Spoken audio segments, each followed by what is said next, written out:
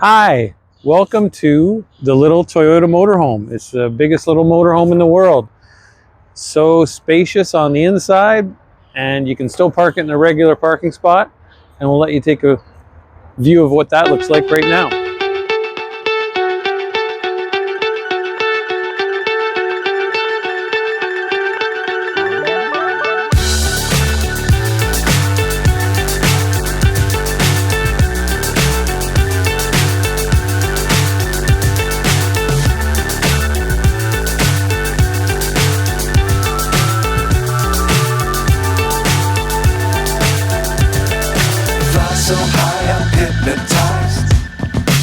Let's do the outside first. Motorhome comes with a key fob.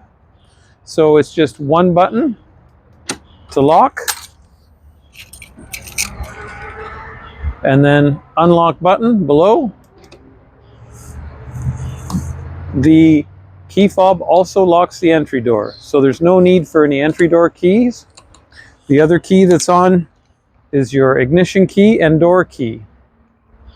And then there's just one other key. Instead of having a whole bunch of other keys, we've got one other key, and that key will open up all the other compartment doors around the whole motorhome. So that's all you need. That's your key fob, nice and compact. It won't have this gray one on it. So it's just two keys and easy lock and unlock with the key fob. And so starting on the outside, we have a light there. The light's controlled. On the inside, there's a switch for this exterior patio light. Fuel fill, right here. It's a non-locking gas cap. This just takes regular gasoline. You don't have to use premium.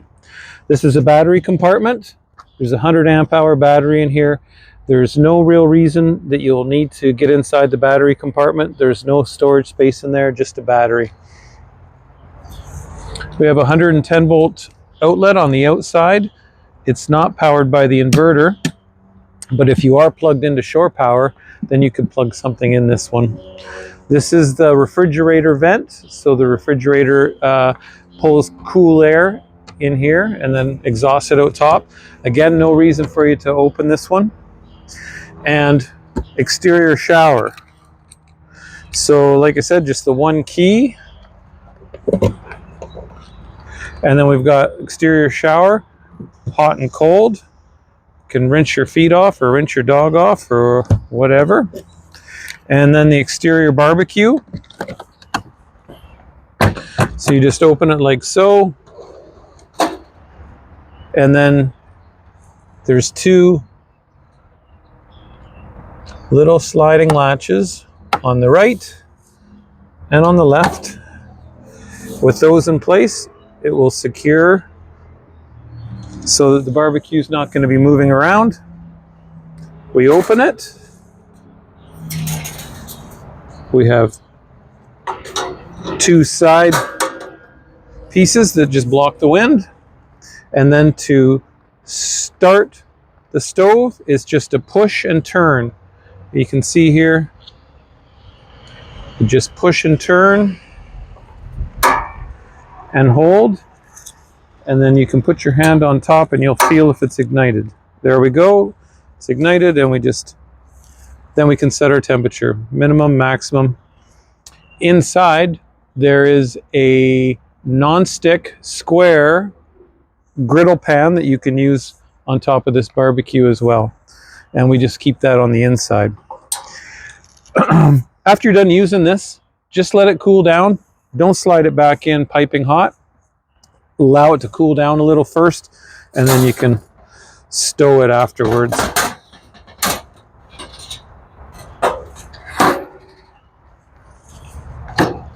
Pull the latches back in all the way,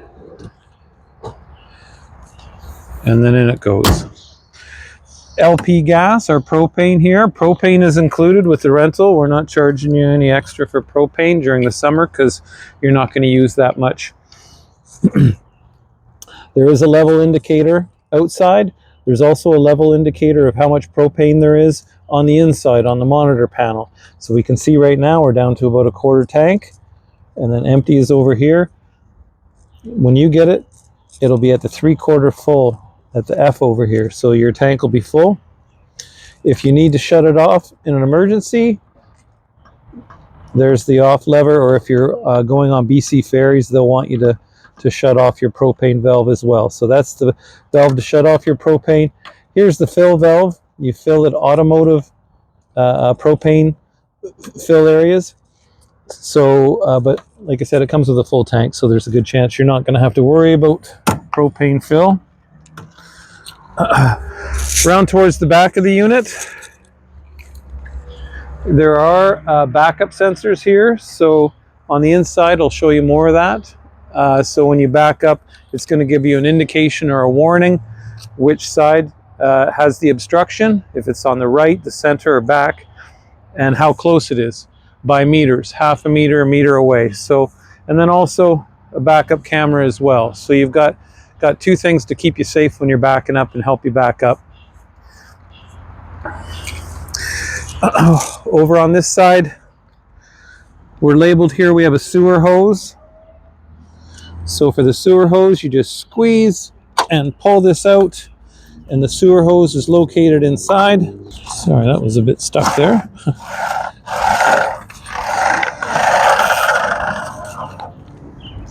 And down here we've got gray water tank is on the left, black water tank is on the right, and then the sewer connection you can see right down there.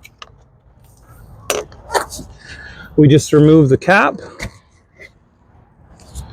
We take the sewer hose, it's twist and turn, so it's just, you'll see these two tabs that stick out. We just put our hose in there and turn clockwise until it grabs. When you're at the campsite, if there is a sewer outlet there, if you have full hookups, you can put the hose on just like this and then open your gray. So this is the gray valve here. Open that gray valve and just leave it open, but you'll leave the black closed. The black we like to dump all at once. We don't like to leave it open because it'll get clogged up. So even if you're at a campsite, leave the black closed, and then before you leave, then you can empty the black. Oh. When you pack up, you're going to make sure black and gray are both closed. Counterclockwise to remove your hose. If you're going to a dump station to dump, you're going to do the same thing. You're going to attach your hose at the dump station, empty your black tank first, because that's all your stinky water in the black one, and then you're going to open your gray one afterwards. The reason for that is just so that we can make sure that the gray hose is cleaned out of all the stinky water. And then at your dump station, you're going to find that there'll be a fresh water hose, so you can also rinse this hose out as well to make sure that it's clean. Your cap back on, your valve's closed, and then you're going to return your hose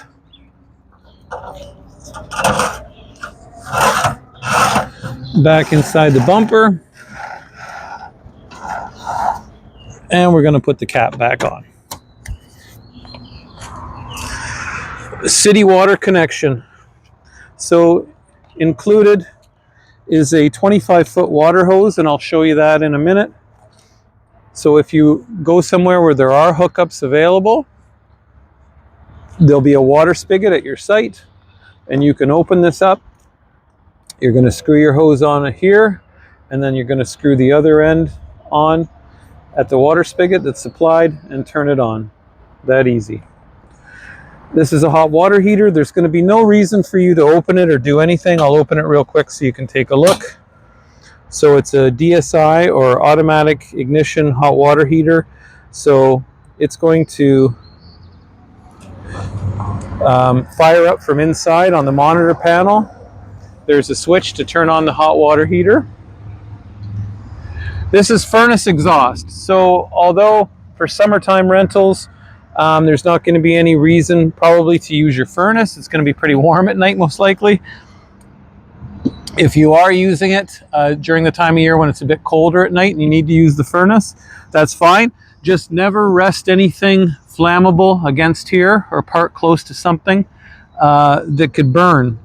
You know, you don't want to lean any lawn chairs or anything against here, because they will burn. It's super hot exhaust, and you know, keep kids away from that area as well. This is our freshwater holding tank. So again, same key to open it. This is where you're going to fill with a water hose at a gas station, anywhere where you can get fresh water to fill it. If you're going to be dry camping, you're going to want to have your freshwater tank full. If you're dry camping, when you pick it up, I can have this. I'll have this freshwater tank full. So yeah, if you're dry camping, you're going to want to use. You won't be using your freshwater inlet, your pressure water inlet. You're going to want to make sure that your water tank is full so that you've got water for your dry camping. We've got connection here for 110 volts. This is a quick, easy light cord connection that's here that you can just, if your power outlet is close by, then you've got quite a few feet here of cord. You can just pull this out and you can plug it into your receptacle.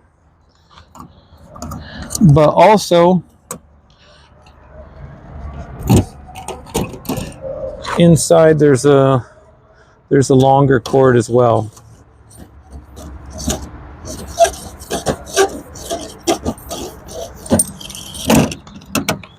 So there's your 25-foot water hose ready to go. We also include some leveling blocks. So there's 2 leveling blocks in here, just like so. You can put the leveling block under your tire. If you're low on one side, place your leveling block on one side, place the other one in the other front wheel, or in behind, whatever it takes to get you level. A couple leveling blocks.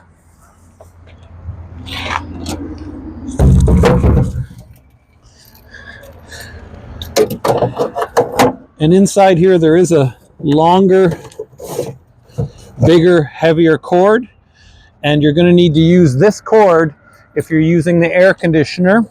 The air conditioner takes 20 amps for power, so you're going to need to use this larger cord if you're doing that. The smaller cord will just unplug, and then depending on what you have at your RV campsite, you may have the conventional receptacle like this one, or you may have the 30 amp connector. So you just remove this dog bone, and then you can plug directly in with this 30 amp plug cord end. And we'll put that back in afterwards. We'll keep moving along here. Okay. When you pick up the unit, I'll bring a wrench with me to make it a little bit easier for the mirrors, just to adjust the mirrors to get them where you'd like them. They usually don't need to be moved too much, but we'll make sure they're set for you before you go on your way.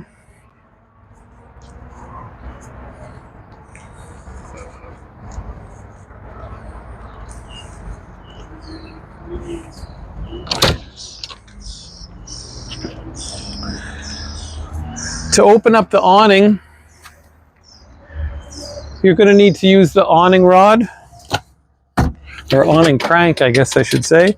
That's kept just inside the door. There's a compartment here, and that's where we keep the crank. It just slides in, and then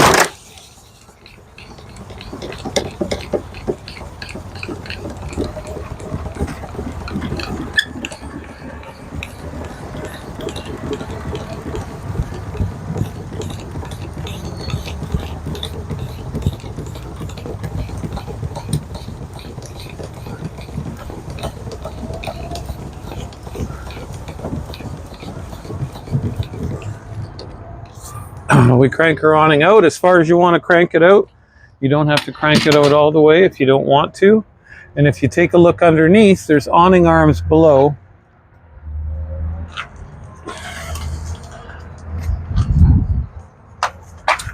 Underneath here, okay, so in order to get those out, oh, just a second. There's a latch here And we need to release this guy. And then we need to do the one on the other side. And then right here, we slide this in.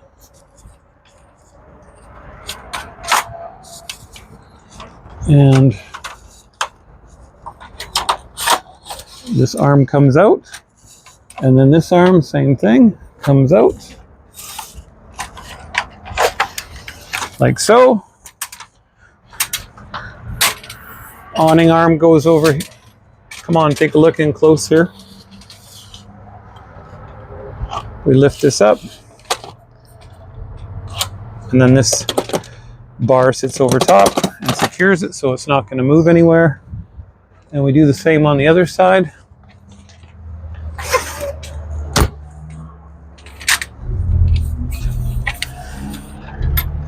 We just lift that bar up and then we let it fall down like so. Okay, the only thing is now is that this awning is way too low. So we want it to be up where we don't have to be hitting our head on it. And what you're going to want to do, if there's going to be rain, then chances are you're going to want to angle the awning a little bit one direction or the other so that if it does rain, the rain's going to fall off towards the back of your campsite. So keep that in mind. You can put a bit of an angle on it so that the rain will drop off. You lock these in place and then you're done. Just keep in mind that for campfires, don't park the RV too close. Don't park in an area where there's going to be a lot of heat from a campfire. It could melt this awning and cause damage. So keep that in mind. And also, if it's a super windy day or if you're expecting a lot of wind, just keep the awning in or try to remember to put it in before you go out for the day. These don't do well in really high winds. So if you can make sure that it's tucked away for that. Okay, and putting the awning away, just kind of the reverse of what we did. We're just going to open this lock again on both sides. The lock on this side, open it up, let the awning just sag, lift this little security bar there, and then twist this in, push up and side, and same with this one. Security bar there, and just like so. Gotta fight it a little bit. In you go. There we go. We'll slide those both in together towards each other a bit there. And then we're just gonna lock these again.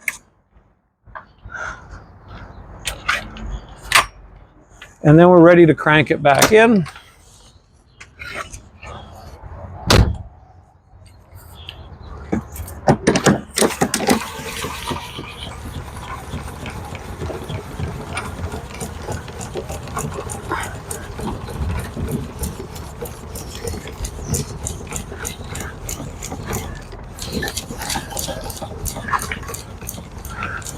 And when you're coming towards the end, just keep your speed up because it does take a little bit to get it to go inside. Okay, and then once it's inside, we just go counter the other direction slowly and lightly and then pull it out. Yeah. Okay, next up is the inside of the RV. Okay, let's try to cover everything here. So let's start in the front bed area.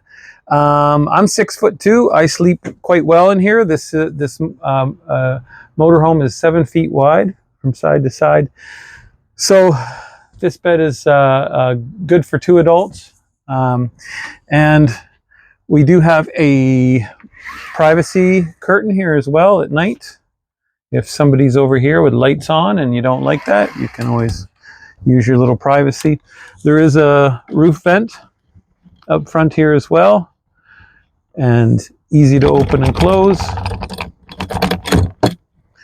And then again, if you're going to be away from the unit during the day and you're expecting some weather, try to make sure you remember to close these vents, or at least close it enough so that rain isn't going to come in directly. Up front here, we have a reading light. There's just a switch on the bottom, and you can move it around, adjust it as you need to. You've got your night shade here that pulls down so that you can sleep in and don't have to worry about the sun getting you. We've got a fan. We have 2-speed fan here. There's a switch. There's a switch over here. Low, this way, off, and then high. We can tilt the fan if we want, and also we can choose whether or not it's oscillating. So there is a lever back here, a lever, and you can just flick it off and then it's not oscillating, and we can just point it where we want. And off. Okay, and then there's 3 of these LED lights in here, and I'll just show you real quick how they operate. So they come on real quick, just with a quick push inward, and they're on. And then if you want to push it again, you can select your different lighting styles. So we, again, for daylight, so it was bright white, then daylight, and then warm white. So if at night you want a warmer light, and then to dim it, you can just turn it to dim it. So if you want a real dim, warm kind of light setting at night, you just turn it, and then clockwise for bright. To shut them off, it's a push and hold, and then they go off. So push quick for on, push and hold to turn off. And there's 3 of those in here. Besides that, it's just regular lighting with switches, on-off switches. One seat belt is located in the center of the sofa, and one seat belt is located in this dinette seat right here. Blinds. These blinds here are a little bit different, so I'll just show you real quick. So you just pull down on this rod and the blackout blind closes, and push up, and then it's open. The jackknife sofa, you just pull up from below, and then you're in sleeping mode. We are providing bedding with this as well. So there is a mattress cover, mattress pad, and then a fitted sheet, a regular sheet, and then a duvet that will go with this one.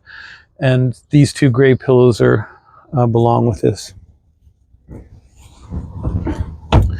There's a privacy cover here that keeps the cab separate from your living quarters, and so at nighttime people won't be able to see through the windshield and see inside your unit. Also, this works really well for on hot days when you want to run the air conditioning on the cab when you're going down the road. If this is left open, a lot of that air conditioning is just going to fall into the coach area back here. If you keep this on a hot day and you're running the air conditioning in the cab, it'll keep you nice and cool, because you're only going to be cooling the cab and not everything else. So this is just a snap cover. So if you've got people in the back and you want to be talking with them and you want to keep it open, then you'll quite easily, you'll see that these are it's just snaps, and they can just be undone. And there's snaps also in the front in the cab area, and you'll see them. This can be lifted, and then you can just tuck it under the mattress and get it out of your way. So during the day, if you want, or for your entire trip if you want, you can just unsnap this. And okay, the bedding for this bed is always going to be kept in this rear cabinet.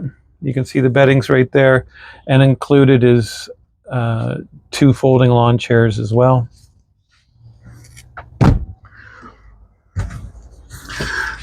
This does fold into a bed. It's a little bit more, quite a bit more work than it is with a jackknife, but it can be folded into a bed, and I can show that real quick. I am going to include chapter markers on this video, so if you know that you're not going to use this as a bed, then you can just go ahead and skip forward to the next thing.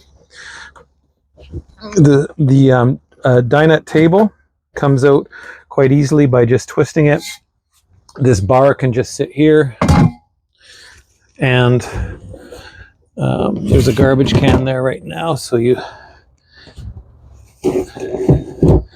the table just sits like so, and then we've got these two cushions.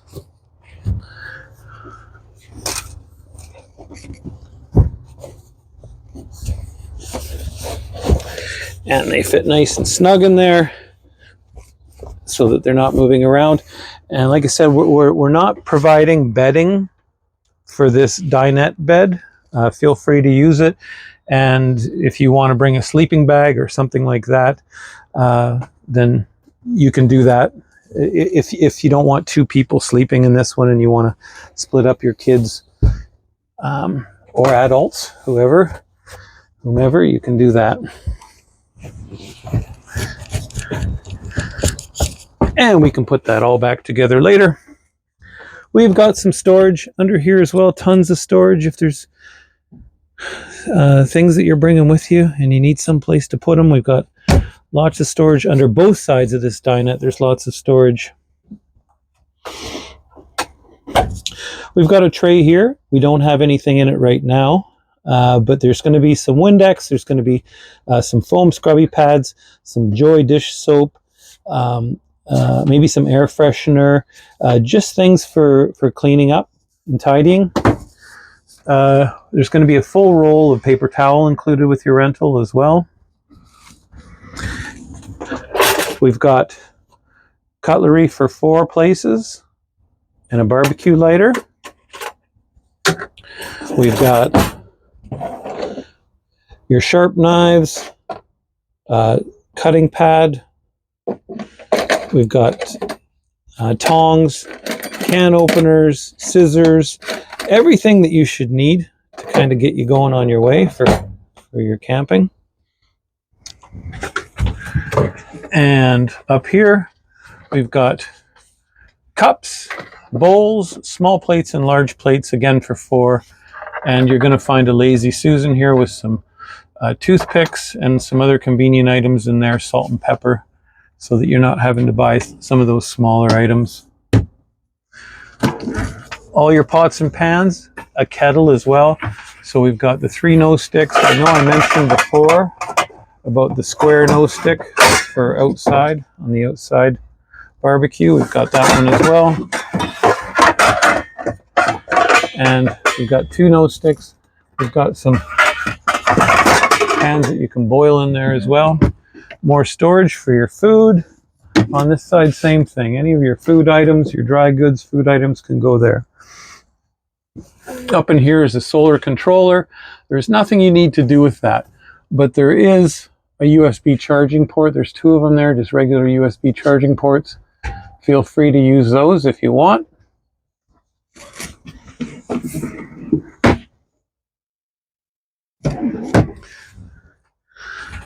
Thermostat for your furnace. So, like I said, I don't see why in the summertime there's a good chance you're not even going to need to use this, but in the event you do, there is a master off switch on RV style thermostats. So right now it's right down below and it is in the off position. So to turn it on, you move it to the on position. Now the furnace is on and can be used. And then you're going to set your temperature up above here. And it is in Fahrenheit. Might be in Celsius too. I think it is. Yes, it is Celsius and Fahrenheit. And you set your temperature here, and then your furnace is going to come on. Be patient. Give it a couple minutes. It has a time delay relay, so it takes a few minutes to kick on and to start going. And then always make sure we shut it off when we're done, just like so. The TV comes with onboard inverter, and the onboard inverter can be used for other items too. If you wanted to charge a laptop, something like that, we've got a big battery in here, and we've got solar. So if you are dry camping, you can still use the TV. Underneath here is the inverter. Okay, so this outlet is not an inverter outlet. This outlet is if you're plugged into shore power. But if you want to energize these two outlets, there's also a USB charger on here too. We turn it on. You can hear that fan come on. There is no indicator light, but you'll always hear that fan. It runs all the time. So now your inverter is on. So the TV will run on inverter, but you just have to tell the TV where it's getting its power from. So up here you'll see it's indicated right here. TV power select. Move the switch left for regular power and move it right for inverter power. So right now it is moved to the right, so it's on inverter power. And then we have a red light that's indicated down there, and it's showing us that it is on.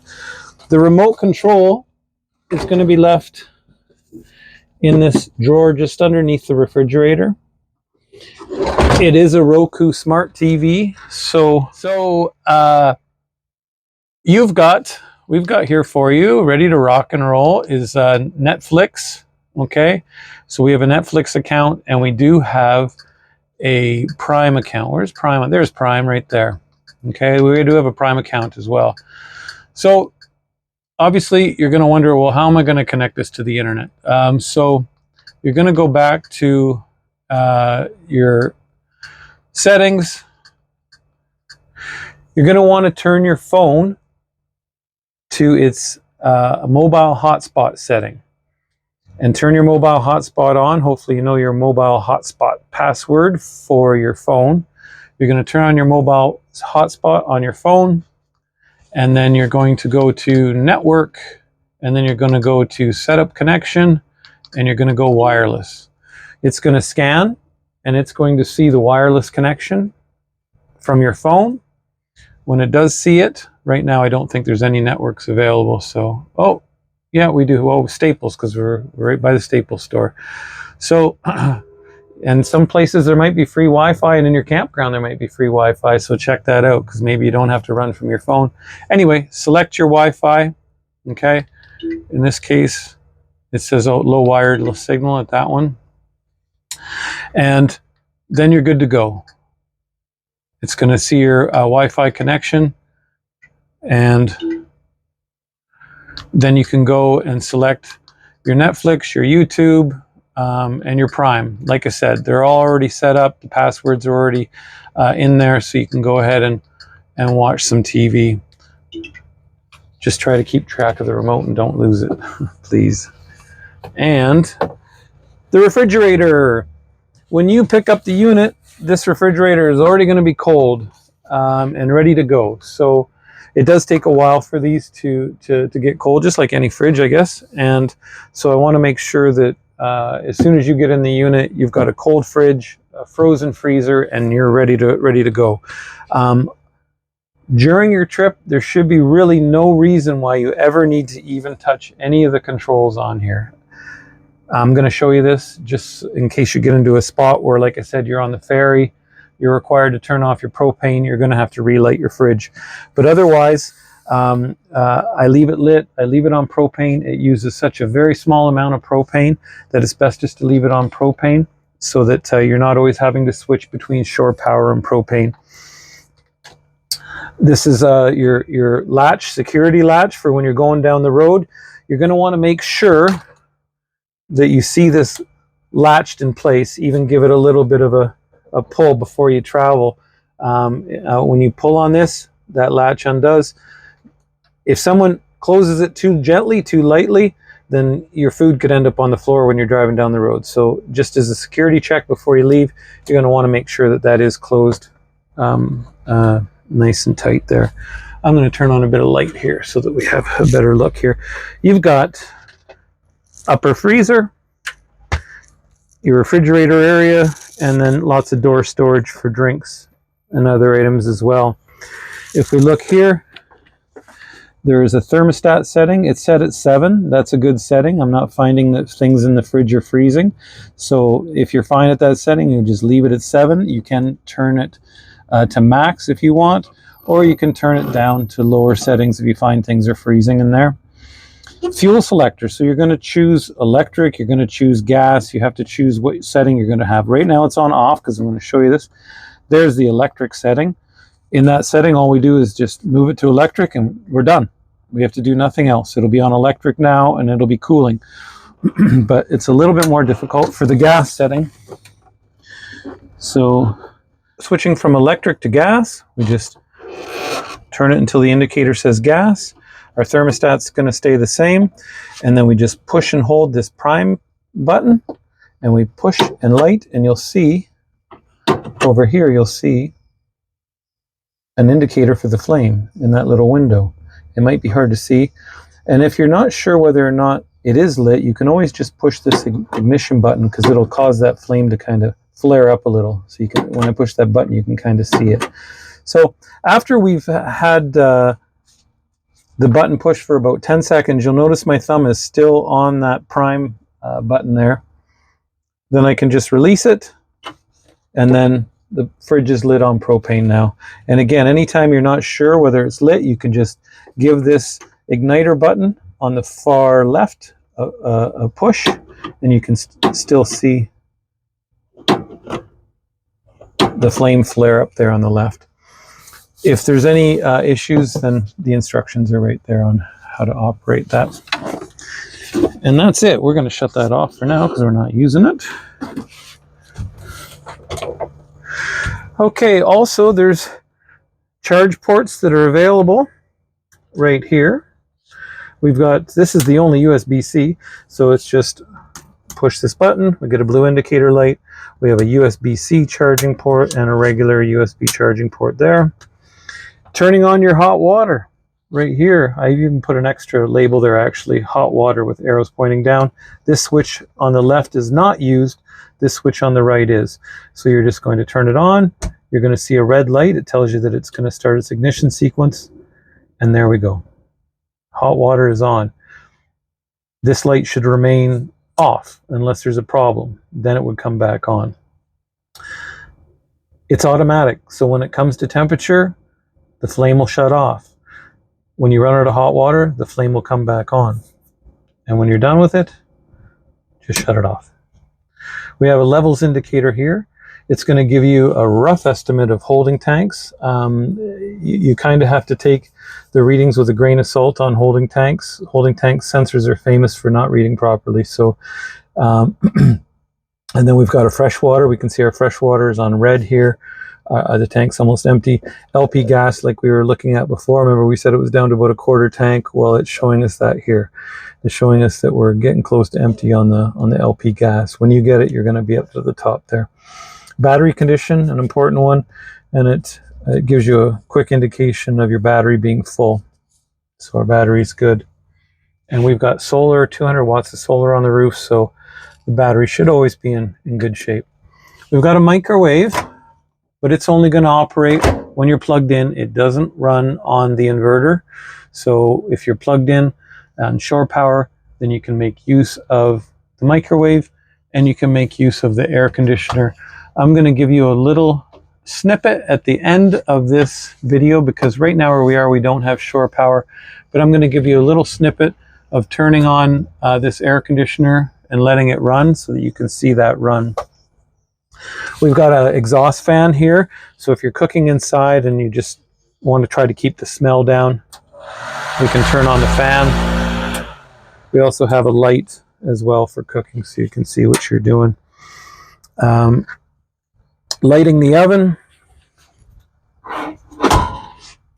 Right now it's pilot, right now it's off. And then in order to light it, we have to go way underneath. And then we turn this to pilot on and then beyond. Let's just turn the oven on to say 250. And then we're going to take our barbecue lighter. We're going to go underneath in the middle of the oven. And can you see that? Can you get in there and show that pilot light right there? You see that little blue flame? So there we go. And then all we have to do after that, if we only want to light it once, and you want to keep the oven on because you're going to continue to use the oven several times, then you don't have to shut it all the way off. You can just take it and turn it just to pilot so that pilot is showing. That'll keep a small pilot light going, and then when you're ready to use the oven again, let's say you want to heat to 350, there we go, we can heat to 350. When you know that you're not going to be using the oven anymore, and you want it completely off, go from pilot to off. Now the pilot will go out and the oven will be completely off. Be careful that these are always set in the off position so that you don't have propane flowing. If you leave this in pilot and the pilot's not lit under there, you're going to start to get a propane smell. So always ensure that these are all pointed upward to the off position. These burners, again, everything is lit by a barbecue lighter. So you can light all 4 of these at once if you want for your cooking. And the barbecue lighter is just going to be there. We have a sink cover here, and the reason for that is that if you might not always need the sink. You may need some counter space if you're making a bunch of drinks for people or a fruit tray, or you might not want to use the sink. You might want the extra counter space. If you do want to use the sink, just pop this one out. You can set it really easy over here on the right behind the sofa is a good spot for it. It'll sit there out of your way until you want to cover it again. And then we've got our dual sink here. On this pad, I didn't show you yet, there's also a water pump switch. Right now the water pump is off. We're going to turn the water pump to on. We only need to turn the water pump on if we are dry camping and we're not hooked up to a shore power water supply. So if you're at a campsite with a water supply, you don't need to worry about the pump. We've got tap here, cold, hot. Anytime you're using water, you're going to hear the pump run. We've got a spray here as well, and we can also stop the water with our thumb with a button. If you want to conserve water,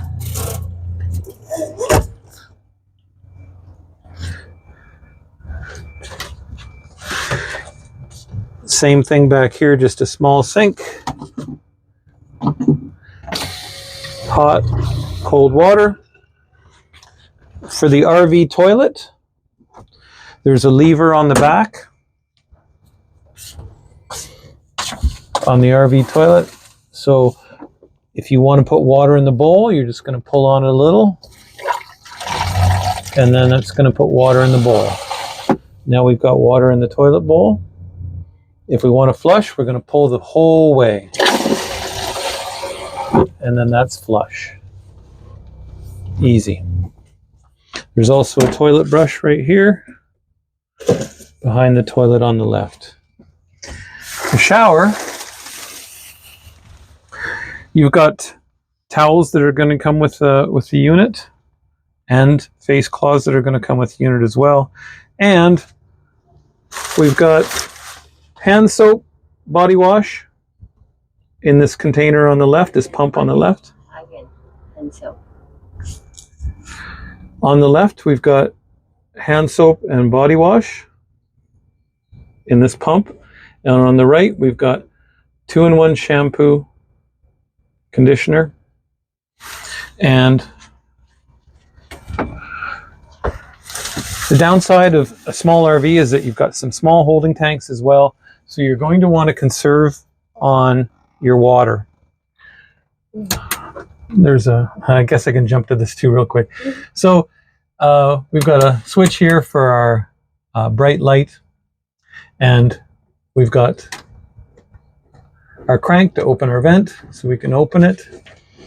And this fan is nice because it's got 2 functions. It'll suck air out of the bathroom area, or it'll blow air in. So right up here you can see there's an indicator switch. And if we go this direction, it's going to suck air out. We can choose high, medium, low. And then if we want to go the other direction, we're going to go to off. We're going to let the fan stop. And then once it's stopped and we decide we want to blow air in instead on a hot day, then we can just go the other direction and we can select one or two to blow air in. We've got a storage area up here for all your toiletries. Anything that you've got that you want, you can put it there. And a nice mirror here as well. Our shower. This shower head isn't going to be on there. Well, I'm going to put a different one on there actually, because back to what I was saying, the fresh water tank capacity isn't as big as what it's going to be in a huge motorhome. And I'll put some of the capacities there so that you have an idea of the holding tank capacity. So when you're showering, the best thing to do, a helpful tip, is you adjust your hot and cold so that you've got the right temperature that you want.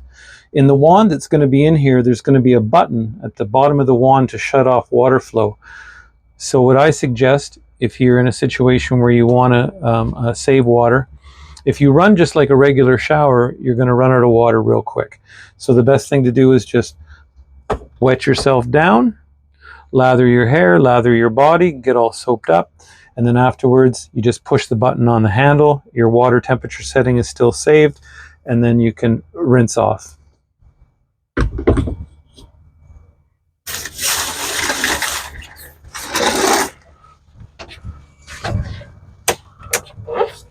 This is a pocket door.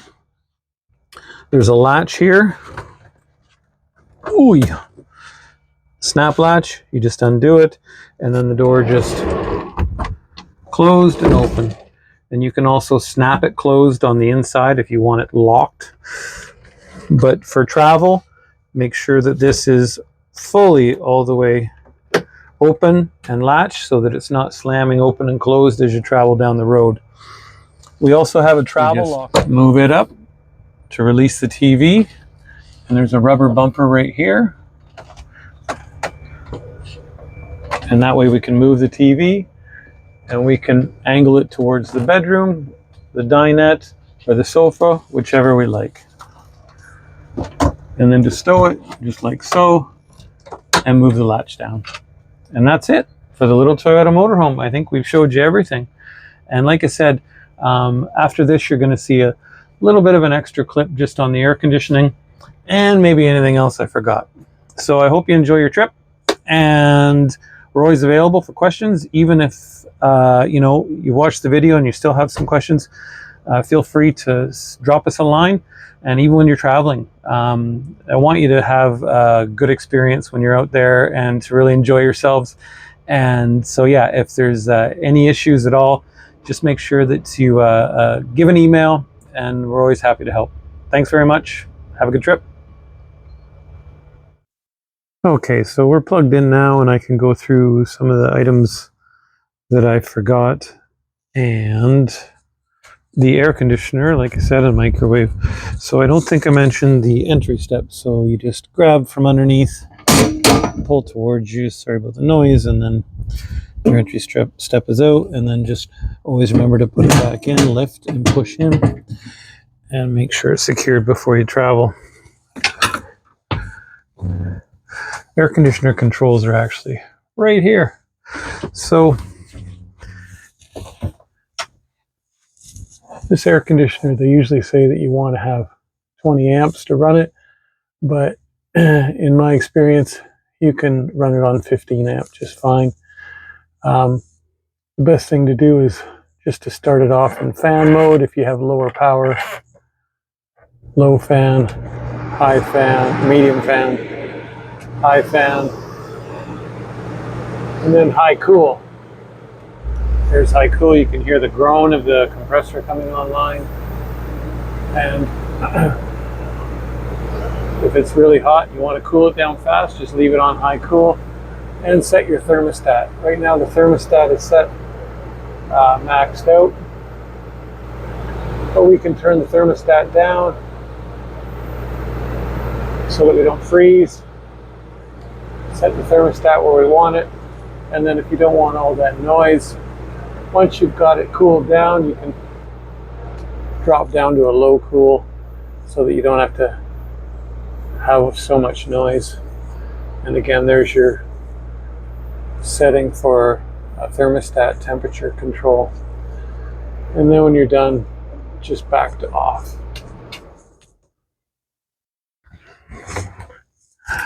Microwave is just like any other microwave, just setting your time, 1 minute, and start. And stop. And reset. That easy. I did forget to go over the cab though. So we'll take a look at that. And there's going to be a Bluetooth stereo installed, and there will be charge ports, 2 USB charge ports on the stereo as well. Okay, so nothing too crazy complicated in here. It's pretty simple. None of the modern stuff that you find on a lot of the newer cars. So just move that out of our way so we can see. Okay, so this motorhome is originally from the US, so miles are indicated bigger and kilometers are indicated smaller. So for kilometers, you're going to be looking at the smaller numbers. Also, the odometer is in miles. So on outdoorsy, additional kilometers, it's calculated in kilometers. This motorhome is in miles, so keep that in mind. So, you know, every 60 miles that you put on this odometer is 100 kilometers. And that's how the calculation is there. We've got tilt. We just pull and we can tilt the wheel. This is all pretty normal stuff. Left turn, right turn, headlight switch. We're going to pull forward for high beams. Or sorry, forward. It's in high beams now. This is regular, and then flash high beams like so. And lights off. Marker lights only. Marker lights and headlights. Easy. Cruise control, just like any other vehicle. Select cruise control on, and then you've got your set coast, resume acceleration, and cancel. We just have a temperature gauge and our fuel gauge. Real simple there.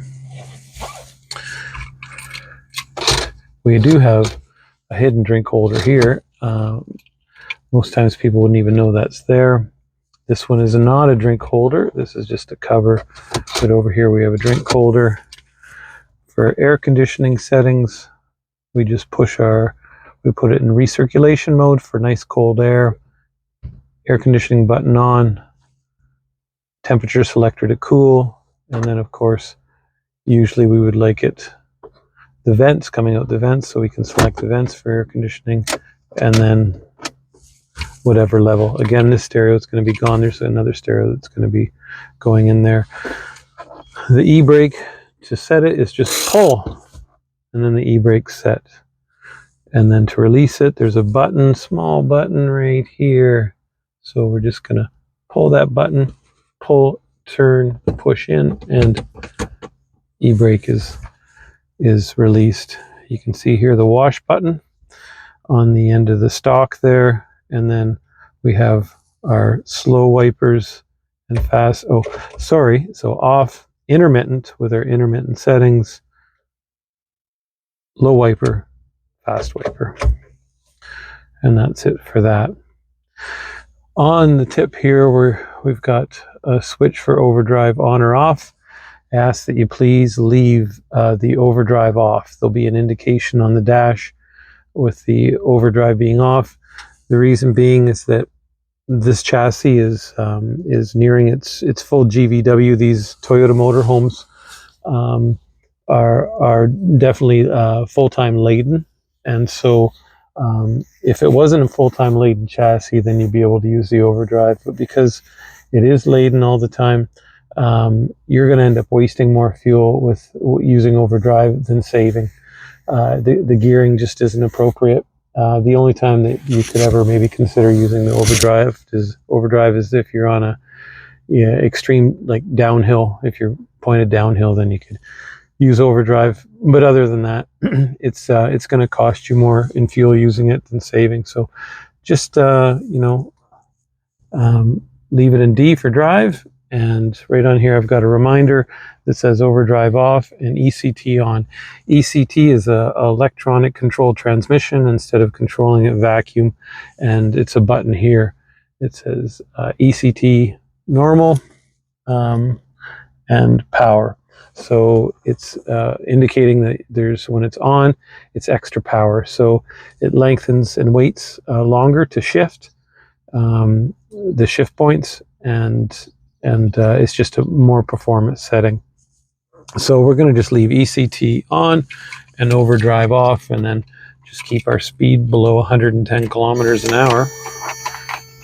And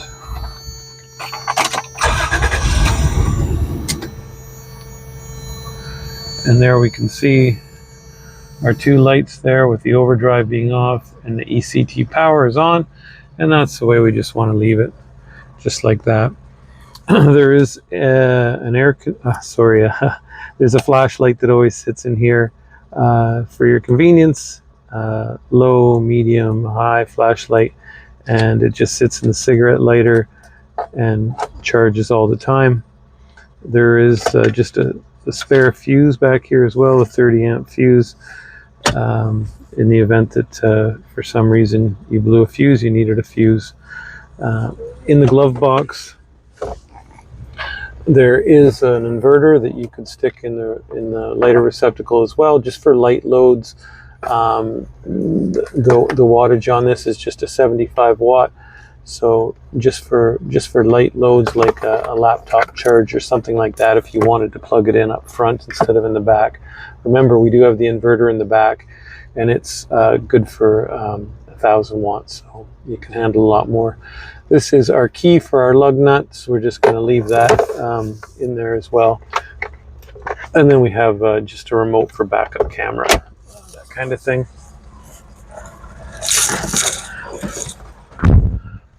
Our backup camera is there, and it comes on automatically as soon as we shift into reverse. And there's our backup camera. And then on the dash, we have our backup warning. So this is going to give an indication of how close you are to something. And right now we're close to there is a pickup truck kind of on the right. So if we back up, we might start to get an indication here. So it's showing us on the right hand side, we have an obstruction, and it's 1.4 meters away. 1.2, 1 meter away, and then it'll go right down until it's super close, and when it's really close, it's going to say P. So that's just a backup warning for you. If you're getting close to something when you're backing up, it's gonna beep and indicate which side of the vehicle your obstruction is. And under the hood is just a 3-liter fuel injected Toyota V6. And this one only has 80,000 kilometers on it, and it's had all of its maintenance. Yellow dipstick to check the oil, but the oil is up and in good shape, and it doesn't use any oil at all, so it's not an issue. And then there's our inspection sticker. So the motorhome has had full mechanical inspection and has a clean bill of health.